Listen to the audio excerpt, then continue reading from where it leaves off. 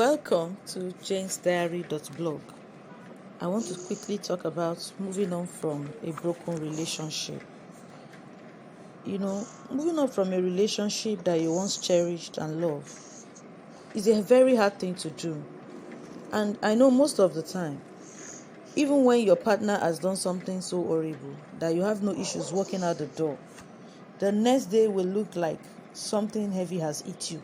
There's no how. Even if you say you don't love the guy or you don't love the lady, you never really liked her, you had your reservations, the day after breakup is always the hardest day.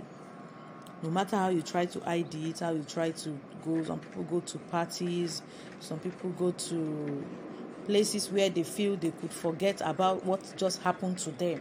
Like they could just get over it and start a new life, start faking life. They live a fake vibe and, try to live what they are. Okay, so the best way to get over a breakup, to move on, is not to start drinking, is not to start partying. You are allowed to mourn over that heartbreak. You are allowed to cry. You are allowed to stay indoors for some days. You're allowed to stay cool and quiet. You're allowed to think about it. You're allowed to ruminate on the nice times and the bad times you've had together. But you're not permitted to stay there forever. You're not permitted to live a life of sorrow because someone has broken your heart or because a relationship didn't work. And it is not permitted to also go on a rebound relationship where quickly you just want to enter another relationship. It is not permitted because it will break your heart the more.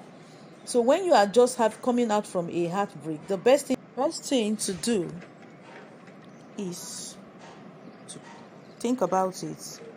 Look at areas where you messed up, areas where you should have done better, areas where you should have understood or you should have forgiven, areas where you did wrong. You think about it. And you know that a broken relationship doesn't mean that you guys cannot come together.